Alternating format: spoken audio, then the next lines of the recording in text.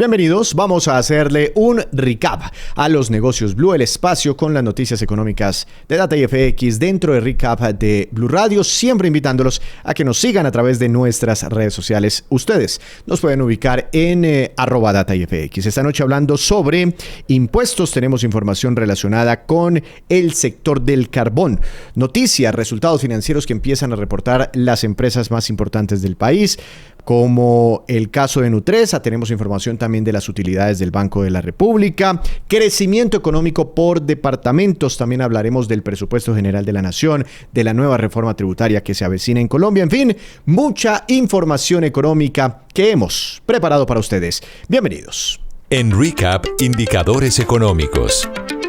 Pero arranquemos con las cifras económicas más importantes de esta jornada, martes 29 de julio.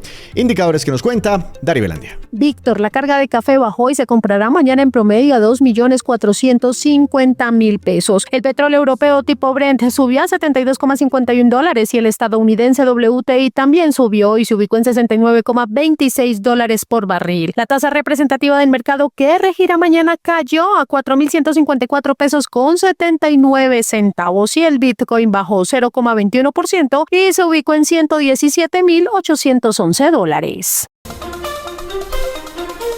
Empezamos este resumen de noticias económicas hablando de impuestos porque la DIAN informó que desde mañana estará disponible la información exógena que es clave para que las personas declaren renta a partir del 12 de agosto.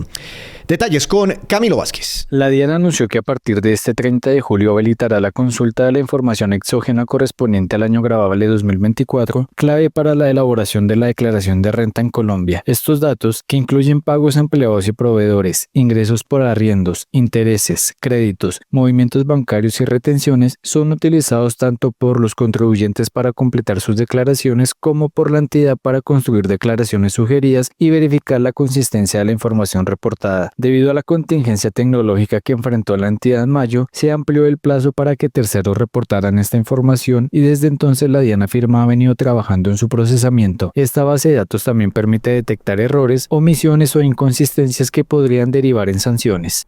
En más información, el gobierno alista un veto definitivo sin excepciones a las exportaciones de carbón con destino hacia Israel. Dari. El gobierno colombiano publicó un borrador de decreto que prohíbe sin excepciones las exportaciones de carbón térmico a Israel, endureciendo las restricciones parciales establecidas en 2024 mediante el decreto 1047. La medida responde al agravamiento de la crisis humanitaria en Gaza y se justifica como un mecanismo para contribuir a la prevención de actos de genocidio y violación del derecho internacional. El nuevo texto suspende todos los permisos previos, afectando incluso autorizaciones vigentes como la otorgada a Drummond. El decreto, que se adoptaría bajo respaldo constitucional e internacional, entraría en vigor 15 días después de su publicación oficial y se mantendría mientras estén vigentes las medidas provisionales de la Corte Internacional de Justicia. Durante el primer semestre de este año, casi que se duplican las ganancias del grupo Nutresa. ¿Cuánto crecieron, Camilo? Al cierre del primer semestre de 2025, Nutresa reportó ingresos consolidados por 10 billones de pesos con un crecimiento del 14,5% frente al mismo periodo de 2024 y una utilidad neta de 712.767 millones de pesos que se incrementó en un 94,8%, impulsada según el grupo por una sólida gestión operativa y desinversiones en participación minoritarias. En Colombia, las ventas sumaron 5,8 billones de pesos, un 9,6% más, mientras que en el exterior alcanzaron 4,2 billones de pesos, un aumento del 22,1%. La compañía destacó avances en su transformación organizacional orientada a la eficiencia y rentabilidad en un contexto internacional marcado por volatilidad y tensiones geopolíticas.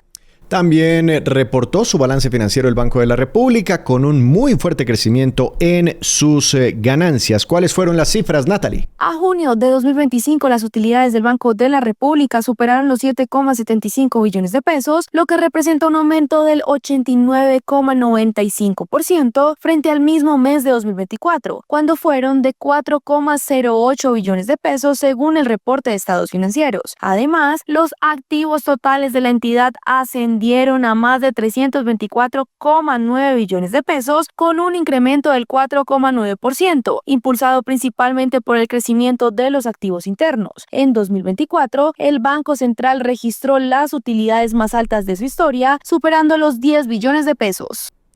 Y es posible, como van las cosas, que este año el Banco de la República marque un nuevo récord en ganancias, plata que mayoritariamente se transfiere al presupuesto de la nación, presupuesto del que ya hablaremos en nuestro segundo bloque.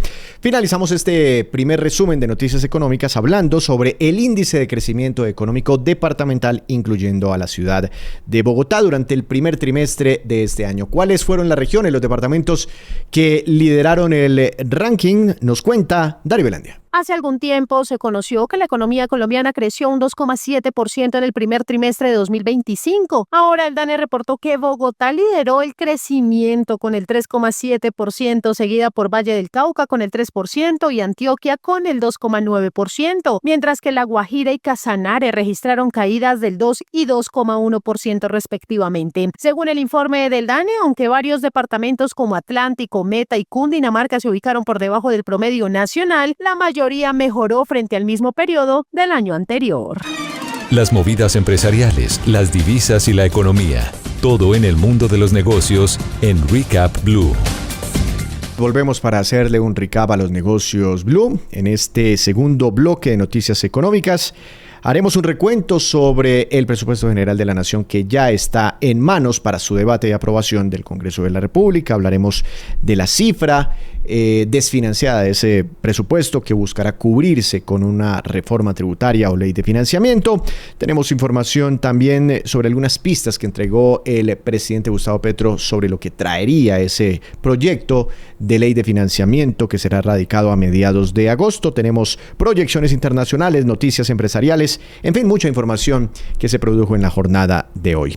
El ministro de Hacienda radicó el proyecto de presupuesto general de la Nación para el próximo año, para la vigencia 2026. Hubo unas modificaciones frente a lo que había socializado hace un par de semanas en un consejo de ministros con el presidente Gustavo Petro. El presidente le dijo: ministro, cámbieme cosas del presupuesto general de la Nación. El ministro hizo caso y radicó un presupuesto con un monto diferente al que se había socializado en ese momento y paralelamente anunció el monto esperado sobre la ley de financiamiento. Pero escuchemos el anuncio que hizo el ministro Germán Ávila sobre el presupuesto. Recordemos, sobre el presupuesto para el 2026. Bueno, el valor total del presupuesto es de 556.9 billones de pesos, de los cuales 501 billones se financiarán con recursos de la Nación, 29.6 billones con ingresos propios de los establecimientos públicos nacionales y del monto total, 301.7 billones corresponden a ingresos tributarios, 1.4 billones a no tributarios.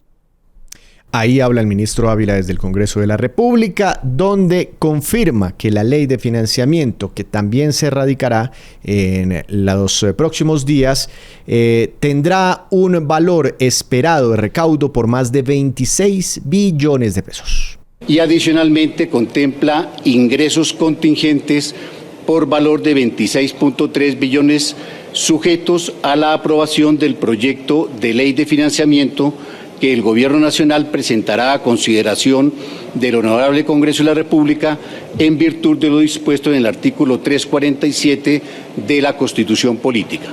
Vamos a presentar la propuesta de ley de financiamiento en el curso del mes de agosto. Esperamos que entre unos 15 y 20 días sea radicada la propuesta de ley de financiamiento y en esto consideramos que el país y el Congreso debe tener un altísimo grado de responsabilidad, un altísimo grado de coparticipación en las decisiones estratégicas para la economía del país y eso es lo que hemos denominado el gran pacto fiscal por el equilibrio económico de las finanzas del país. A propósito de esa reforma tributaria, el presidente Gustavo Petro, a través de sus redes sociales, dio nuevas pistas de lo que traería ese proyecto. Habló de medidas que impulsarán o que modificarán las tarifas que se pagan hoy o los tributos que se pagan por los dividendos, tema importante para el mercado de capitales. También tocará las herencias, las fusiones empresariales, las salidas de capital, según los anuncios hechos a través de redes sociales por el mandatario. Habrá renta presuntiva sobre tierras improductivas, habló de gravar ahorros en paraísos fiscales, la importación de productos generadores de CO2 también será sujeta a medidas dentro de esta reforma fiscal. En fin, esto se suma ya a algunos anuncios que hace unas semanas había anticipado el Ministerio de Hacienda. Así que crece la expectativa por la radicación de este proyecto fiscal. Desde bancos, desde el sector financiero, desde calificadoras de riesgo, ven poco probable que se apruebe esta reforma tan grande por más de 26 billones de pesos en momentos en que se acerca la contienda electoral. Pero veremos entonces finalmente cuál es la decisión del Congreso de la República.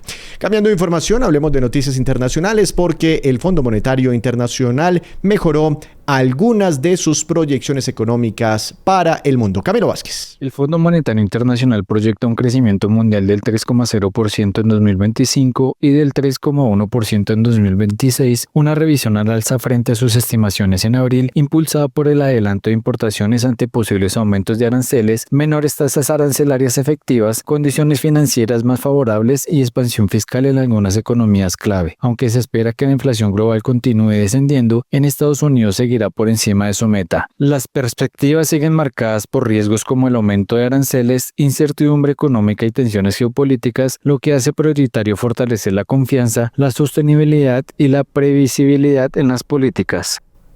En más información, la ropa de segunda mano en Colombia movió más de 30.000 millones de pesos durante el 2024. Nos cuenta Dari Belandia. En 2024, la moda de segunda mano en Colombia generó más de 34.000 millones de pesos en ingresos con la venta de más de 2 millones de prendas, según reveló GoTrendier. Este modelo, impulsado desde el celular y sin intermediarios, convirtió los closets en fuentes de ingreso y emprendimiento, especialmente para mujeres. Además del impacto económico, la reutilización de ropa evitó 6.474 toneladas de CO2 y el uso de más de 463 millones de litros de agua, consolidando la moda circular como una opción rentable, digital y sostenible. Economía circular, algunos negocios relacionados con la economía circular siguen creciendo en Colombia. Continúen ustedes con más información en Blue Radio.